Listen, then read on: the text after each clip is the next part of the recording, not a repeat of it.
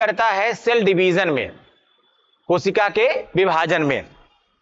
कोशिका विभाजन जब हम करेंगे, जब हम इसके बाद कोशिका विभाजन पढ़ेंगे, अभी सेंट्रोसोम के बाद हम बात कर लेंगे अभी प्लास्टिड्स की, लवक की, फिर हम बात कर लेंगे रिक्तिकाओं की, तो उसके बाद हम आएंगे कोशिका के विभाजन पर। तो इसमें हमने आपको यह बताया है कि यह सेंट्रोसोम सेल डिवीजन में कैसे हेल्प करता है।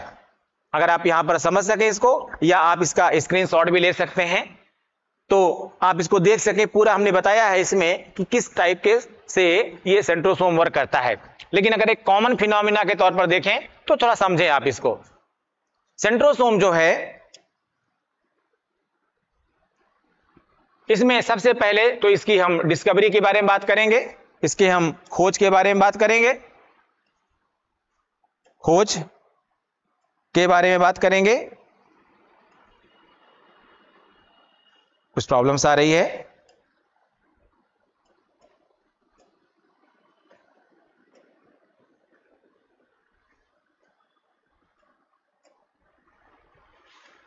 हम इसके सबसे पहले खोज के बारे में बात करेंगे।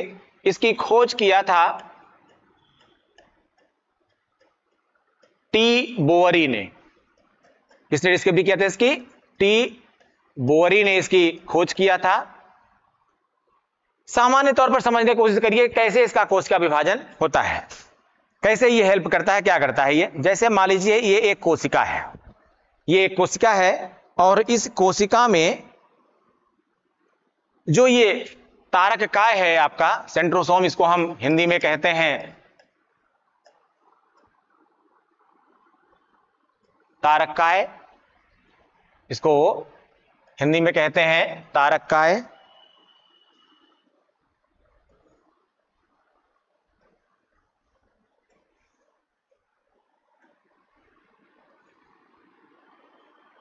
तारक काय, सेंट्रोसोम।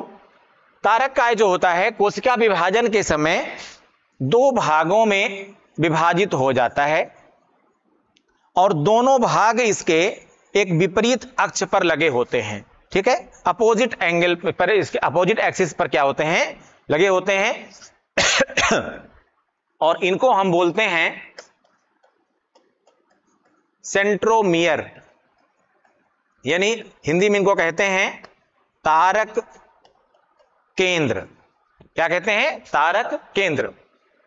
इन दोनों तारक केंद्रों से, दोनों ही तारक केंद्रों से तर्क तंतु बनते हैं, तर्क तंतु बनते हैं, तर्क तंतु बनते हैं। और ये तर्क तंतु दोनों ही तारक केंद्रों से निकलते हैं। ये जो तर्क तंतु हैं ये दोनों ही तारक केंद्रों से ऐसे निकलते हैं। क्या कहते हैं इनको? इनको इंग्लिश में कहते हैं स्पिंडल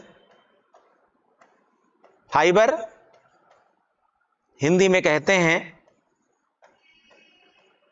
तर्क तंतु।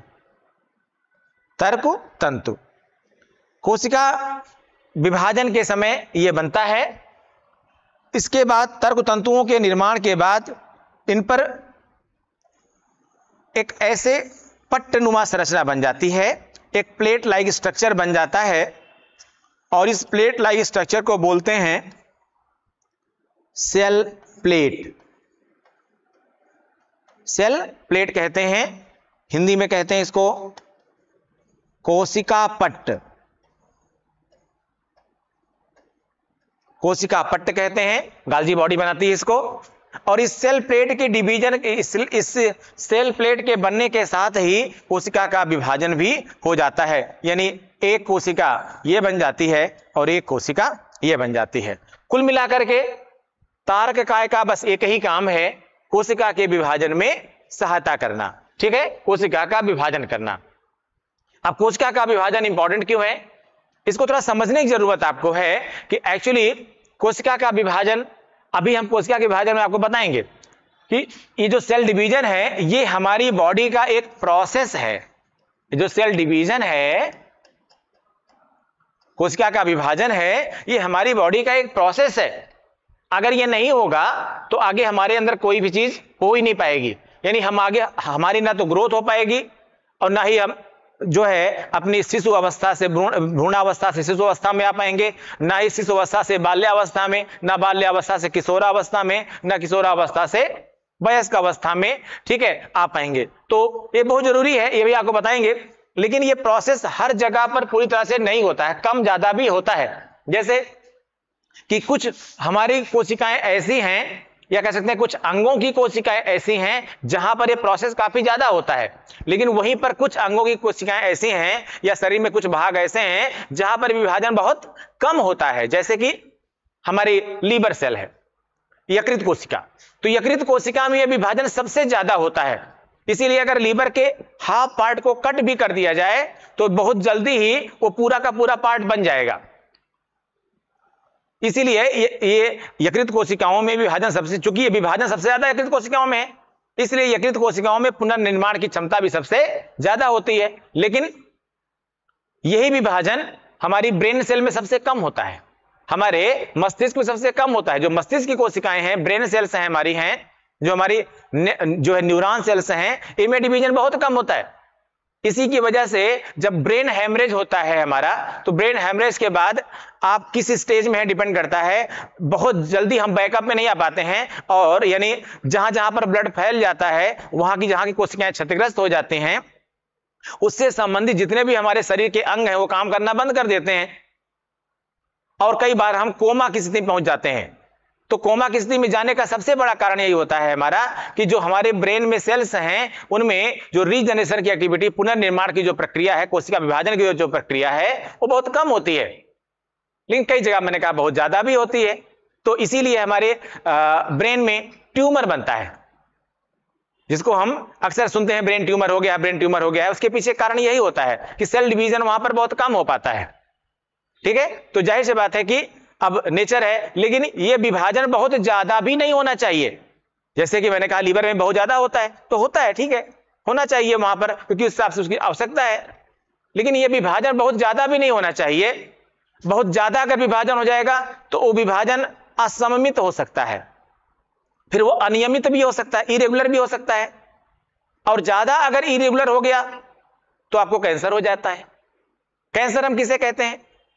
देखिए, कोशिकाओं के विभाजन की एक प्रक्रिया है, और उसी प्रक्रिया के आधार पर कोशिकाओं का विभाजन होता है। एक नियमित प्रक्रिया है जो अभी आपको हम आगे थोड़ा बताएंगे अभी। लेकिन इस नियमित प्रक्रिया में कभी कभी समस्याएं हो जाती हैं। ये जो नियमित प्रक्रिया है ये अनियमित हो जाती है, तो कोशिकाओं का विभाजन भी कैसे होगा? भाई मान लीजिए कि जैसे एक कोशिका ये है और दूसरी कोशिका इसी आकार में ऐसे बन रही है, लेकिन अगर एक कोशिका ऐसे ऐसे बने, एक कोशिका ये ऐसे ऐसे बने, तब क्या हो गया?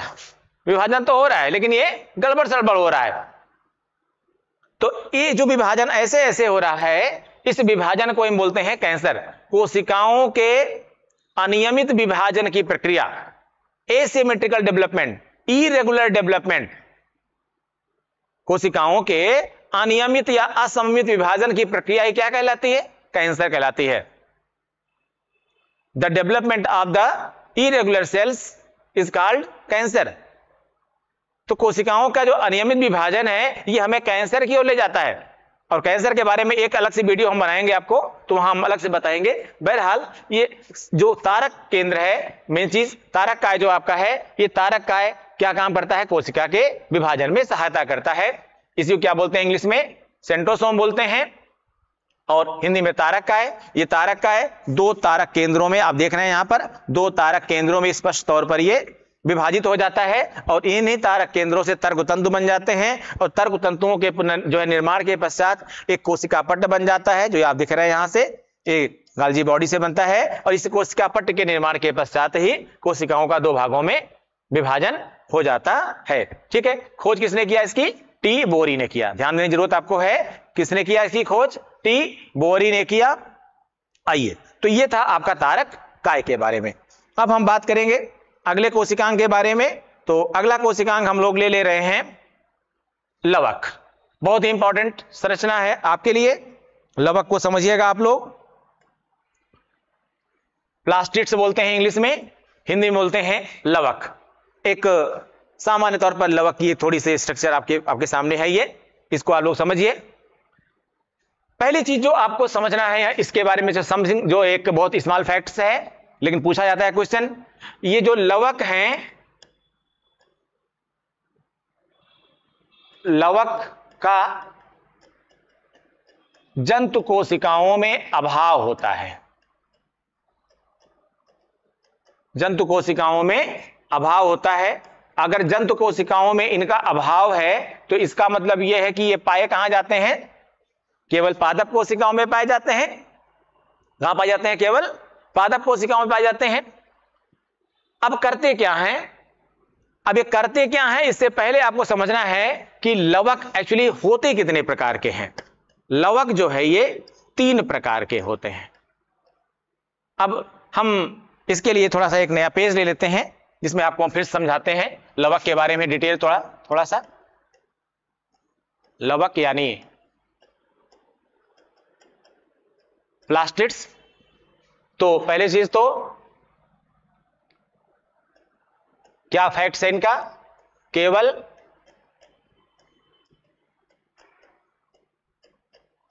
पादप कोशिकाओं में उपस्थित होते हैं ये, ठीक है। केवल पादप कोशिकाओं में प्रेजेंट होते हैं, बस केवल पादप कोशिकाओं में पाए जाते हैं। प्लांट्स में present only in plant cell, present only in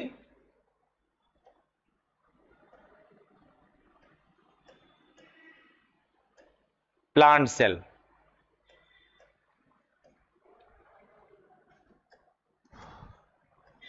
plant cell केवल पादप कोशिकाओं में ये पाए जाते हैं। अब आइए बेसिक, लवक 3 प्रकार के होते हैं। कितने प्रकार के होते हैं? 3 प्रकार के होते हैं। इसका जो पहला प्रकार है उसको हम हिंदी में कहते हैं आवर्णी लवक। आवर्णी लवक इंग्लिश में बोलते हैं ल्यूकोप्लास्ट। क्या कहते हैं? ल्यूकोप्लास्ट। आवर्णी लवक नाम से स्पष्ट है, आवर्ण यानी रंग नहीं होता, इनमें कुछ रंग नहीं पाया जाता है। तो काम क्या करता है ये? इसका काम यह है कि आवर्णी लवक का काम है भोजन का संचय करना। भोजन का संचय, संचय यानी स्टोर, भोजन का संचय करना। अब भोजन प्रमुख रूप से कितने प्रकार का होता है? जो फूड मटेरियल्स होते हैं, how many types of food materials? तो भोजन जो है बेसिकली 3 प्रकार का होता है। क्या? एक तो प्रोटीन। अब किसी में प्रोटीन की मात्रा ज्यादा होती है, किसी में स्टार्च की मात्रा ज्यादा होती है, तो किसी में फैट की मात्रा ज्यादा होती है। बहरहाल एक प्रोटीन हो गया, दूसरा फैट हो गया और तीसरा स्टार्च हो गया। प्रोटीन, फैट और स्टार्च। ऐसे प्लास्टिड्स जिनमें प्रोटीन का स्टोर होता है, ऐसे लवक जिनमें प्रोटीनों का संचय होता है, उन्हें हम बोलते हैं प्रोटीनोप्लास्ट। क्या कहते हैं उनको हम? प्रोटीनोप्लास्ट।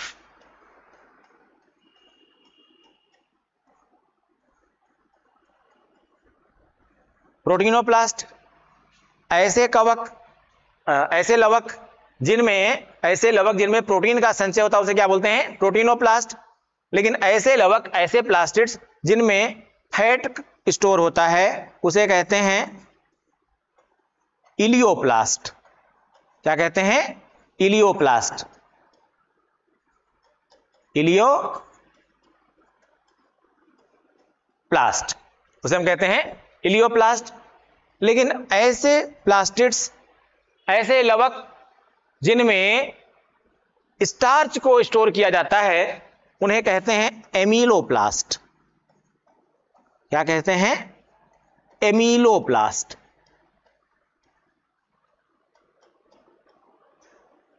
एमीलोप्लास्ट। अब यहां पर बहुत ध्यान देने की जरूरत आपको है, ये आपको बहुत अच्छे तरीके से याद होना चाहिए।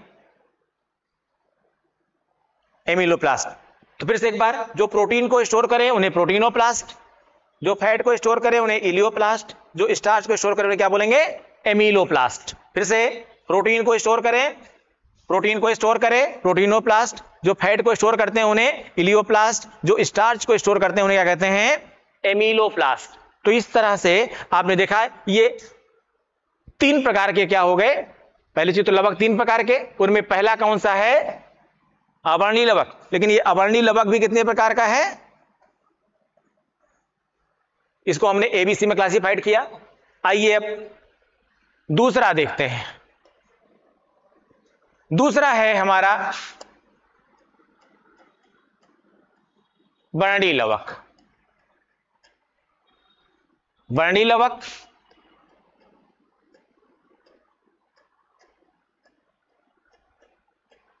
क्रोमोप्लास्ट, वर्णीय लवक यानी क्रोमोप्लास्ट, नाम से स्पष्ट है, वर्ण यानी रंग। अच्छा एक चीज यहां समझिएगा आप लोग, ये अवर्णीय लवक कहां पाया जाता है, अवर्णीय लवक मोस्टली तो जड़ों में पाया जाता है, पर किसी के तने में भी पाया जाता है, कहीं पर यह पत्तियों में भी पाया जाता है, तो कहीं कहीं पर पुष्प में भी पाया जाता है, जैसे फूल गोभी है, ठीक है। तो अलग जगहों पर यह पाया जाता है, बस काम क्या है, फूड मटेरियल का को स्टोर करना। वर्णीय लवक कहां पाया जाता है, वर्ण यानी कलर यानी रंग, तो ऐसा लवक जो रंग को प्रदान करे उसे क्या कहते हैं, वर्णीय लवक। तो ये किसके लिए है, जो वर्णीय लवक है ये विभिन्न रंगों के लिए उत्तरदायी है, विभिन्न रंगों के लिए उत्तरदायी है। ये क्या है, विभिन्न रंगों के लिए उत्तरदायी है। अब रंग तो अलग, रंग कहां कहां पर होते हैं, मोस्टली रंग पुष्पों में पाए जाते हैं, तो पुष्पों में इनकी संख्या बहुत ज्यादा है। रंग फलों में भी पाए जाते हैं, पके फलों में, तो पके फलों में भी ये पाए जाते हैं। कभी कभी कुछ पत्तियां भी आप देखते हैं रंगहीन होती हैं, तो उनमें भी ये उपस्थित हो सकते हैं, ठीक है। जहां जहां पर रंग होगा वहां वहां पर ये होंगे, इनके बिना कोई रंग नहीं होगा। अब ये वर्णीय लवक जो है, ये कई प्रकार के वर्णीय लवक बच्चे हो सकते हैं, कई प्रकार के वर्णीय लवक हो सकते हैं। तो इसकी हम पूरी एक लिस्ट आपको दे रहे हैं, उस वर्णीय लवक की हम पूरी आपको लिस्ट दे रहे हैं। इनको आप अच्छे से आप समझ लीजिए, उनको अच्छे से आप पढ़ लीजिए उनको, जिससे आपके लिए बहुत इंपॉर्टेंट है ये। इसका आप लोग स्क्रीनशॉट ले लीजिए, इसका स्क्रीनशॉट ले लीजिए। मेन हमने कलर्स किनके कारण से होते हैं, ऐसे क्रोमोप्लास्ट, ठीक है, जिनसे ये होता है, उसको आप पूरा ये इसको रटिएगा, पूरा स्क्रीनशॉट ले लीजिए, पूरा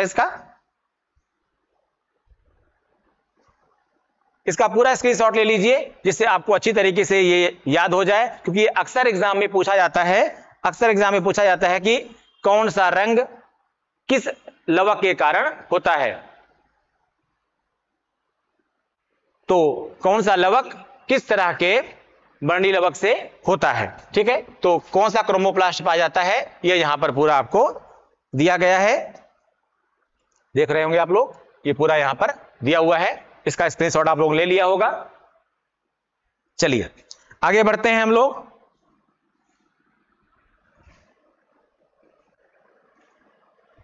तो हम लवक की बात कर रहे थे। अब इसी तरह से जो एक तीसरा हमारा जो लवक होता है, आइए उसके लिए उसको देखते हैं हम लोग। जो तीसरे प्रकार का लवक है उसको हम बोलते हैं हरित लवक। बहुत ही कॉमन है, इसको आप लोग नाम से परिचित हैं, इसके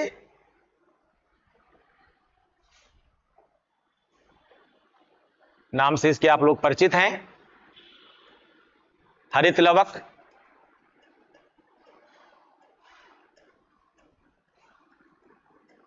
क्लोरोप्लास्ट क्या करता है, क्लोरोप्लास्ट कैसे काम करता है। हरित लवक कहां पाया जाता है, स्पेशली तने में पाया जाता है, पत्तियों में पाया जाता है, और कच्चे फलों में पाया जाता है। कच्चे फलों के छिलकों में कह सकते हैं, कच्चे फलों के छिलकों में पाया जाता है ये, ठीक है। पकने के बाद अगर उसका रंग बदल जाता है, इसका मतलब यह है कि उसमें क्या आ गया, बंडी लवक आ गया, क्रोमोप्लास्ट आ गया। लेकिन क्या ये रंग के लिए उत्तरदायी होता है? एक्चुअली हरे रंग के लिए तो उत्तरदायी हो सकता है,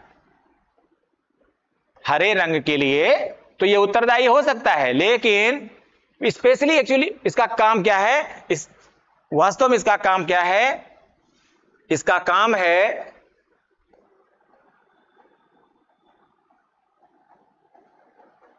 प्रकाश संश्लेषण, प्रकाश संश्लेषण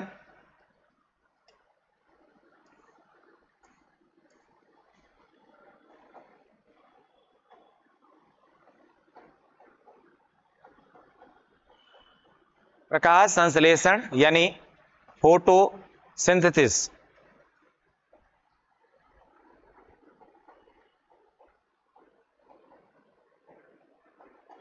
फोटोसिंथेसिस की क्रिया द्वारा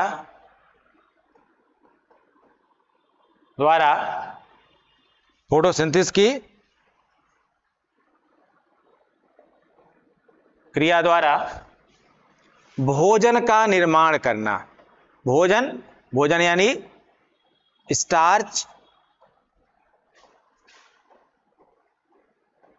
स्टार्च का निर्माण करना। तो प्रकाश संश्लेषण की क्रिया द्वारा भोजन का निर्माण करना, यह इसका प्रमुख कार्य है। अब ये कैसे करता है? भोजन के निर्माण के लिए कुछ चाहिए, इसको क्या चाहिए समझिएगा।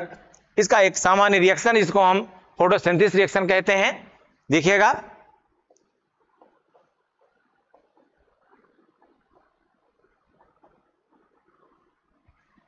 (6CO2 + 12H2O) क्या चाहिए इसको? कार्बन डाइऑक्साइड चाहिए और जल चाहिए। इसके अलावा और क्या चाहिए इसको और चाहिए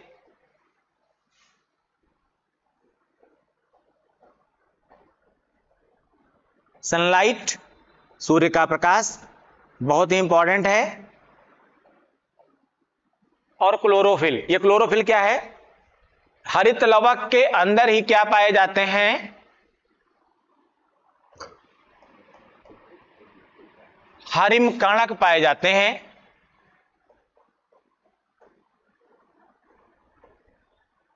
क्लोरोफिल क्या पाए जाते हैं? हरिम कणक। तो क्लोरोफिल चाहिए इनको, यहां पर क्लोरोफिल चाहिए, कार्बन डाइऑक्साइड और जल, साथ में सनलाइट और क्लोरोफिल।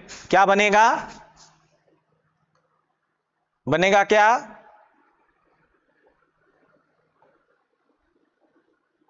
C6H12O6, यानी ये क्या बना? ये बना स्टार्च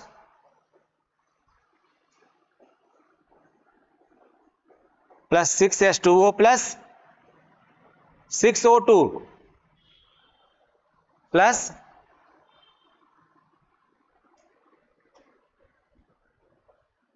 (6O2). ये जो जल है इसका वाष्पोत्सर्जन हो जाएगा। पत्तियों में स्टोमाटा पाए जाते हैं, जब बॉटनी पढ़ाऊंगा तो बताऊंगा आपको मैं। और ये 6O2 ये भी स्टोमाटा के साथ ही क्या होगी? उत्सर्जित हो जाएगी। तो अब जो ये फूड मटेरियल बना, ये जो फूड मटेरियल हमको मिला, ये फूड मटेरियल, इसका भी आप स्क्रीनशॉट ले सकते हैं चाहे तो। ये जो फूड मटेरियल बना, यही काम है हरित लवक का। क्या करना? भोजन का निर्माण करना, फोटोसिंथेसिस करना। ठीक है, फोटोसिंथेसिस करना, यही बेसिकली हमारे लवक का कोशिका के अंदर काम होता है। ठीक है, बाकी बाद में हम फ्लोएम जाइलम जब पढ़ाएंगे बॉटनी में, तो हम बताएंगे कि फ्लोएम क्या करता है, कैसे इस फूड मटेरियल को बाकी आपकी जो बॉडी होती है उस बॉडी में बाकी सेल्स में कैसे डिस्ट्रीब्यूट करता है। तो ये था हमारा लवक। लवक के बाद एक कोशिकांग हम अभी और लेंगे, जो लास्ट कोशिकांग है जो बचा हुआ है इसमें आपका भी, और वो कोशिकांग है आपका वैक्यूल्स यानी रिक्तिका। रिक्तिका, वैक्यूल्स, रिक्तिका। रिक्तिकाओं की एक फोटो है यहां पर, ये इसको आप ले सकते हैं, देख सकते हैं। ये रिक्तिका, इनको हम हिंदी में इनको हम रसधानी भी कहते हैं, रसधानी भी कहते हैं वैक्यूल्स। ये एनिमल सेल और प्लांट सेल दोनों में पाई जाते हैं, ठीक है। Present in both animal cell and plant cell, present in both animal cell and plant cell। क्या करती है ये? प्लांट सेल में इनकी संख्या क्या होती है? कम होती है। प्लांट सेल में संख्या इनकी थोड़ी कम होती है क्योंकि वो सॉलिड होते हैं। प्लांट सेल में थोड़ी सी सॉलिडिटी ज्यादा होती है, इसलिए क्योंकि संख्या इनकी कम होती है। तो एनिमल सेल में क्या होगा? एनिमल सेल में संख्या अधिक होती है। अब चूंकि काम क्या है इनका, सेल में संख्या अधिक क्यों है? हमारा शरीर कैसा होता है? दबता रहता है हर जगह से। ये क्यों दब रहा है? हमारे शरीर में कंकाल को छोड़ दिया जाए, यानी हमारी स्केलेटल सिस्टम को छोड़ दिया जाए, तो सब कुछ भी सॉलिड नहीं है। सॉलिड क्यों नहीं है? क्योंकि एक तो सेल्स है, सेल्स में सब में किसी ना किसी रूप में पानी भरा हुआ है। सेल्स में किसी ना किसी रूप में पानी भरा हुआ है, और हमारी बॉडी में लगभग 60 से 65%, थोड़ा कभी कभी उससे ज्यादा भी हो जाता है, तक क्या होता है? जल होता है। बच्चों में ये अमाउंट और ज्यादा होता है, इसीलिए बच्चे देखे होते हैं स्टार्टिंग में बच्चे फूले होते हैं काफी, धीरे धीरे वो पिचकते हुए जाते हैं। शुरुआत में लगता है बच्चा बहुत मोटा है, लेकिन उसको दबाइए तो ऐसे दब जाएगा हाथ में, फिर धीरे धीरे फूलेगा। ऐसे दबाइए दब जाएगा, फिर धीरे धीरे फूलेगा। आपको लगेगा बहुत मोटा है बच्चा, लेकिन उतना बच्चा मोटा होता नहीं है। बेसिकली वो सिर्फ लगता है क्योंकि उसमें वैक्यूल्स काफी ज्यादा होती है, जो जल का संचय होता है वो काफी ज्यादा होता है। उसके पीछे भी कारण होता है, वो हम आगे बाद में बात करेंगे। लेकिन फिलहाल यहां पर अब इनका काम क्या है? एक्चुअली मैंने बताया कि दे आर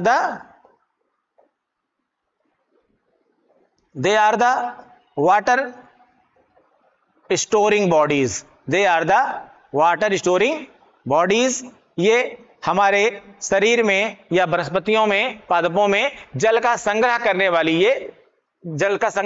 ये भाग हैं, ठीक है। कई बार हमको जब प्यास लगती है, तो प्यास तो लगती है क्योंकि जब रुधिर में पानी कम होगा, शरीर में पानी कम होगा तो प्यास लगेगी, लेकिन फिर भी हमारा शरीर चलता रहता है। उसके पीछे कारण यही होता है कि हमारे जो है बहुत सारा जल जो है वो हमारे शरीर में संचित रहता है, ठीक है।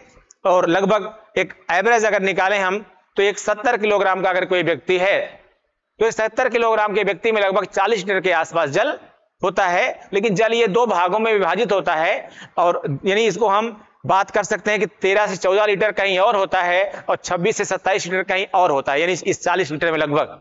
इसके बारे में डिटेल हम लोग बात करेंगे जब हम आपको पाचन और पोषण पढ़ाएंगे, तो उस चैप्टर में बात करेंगे हम। यहां फिलहाल तो जो ये आप देख रहे हैं वैक्यूल्स, उसके पीछे मैंने आपको ये बताया कि किस तरह से ये होती हैं, जंतुओं में भी पाई जा रही हैं, पादपों में पाई जा रही हैं, संख्या कहां कम या अधिक है। अब इसके बाद हम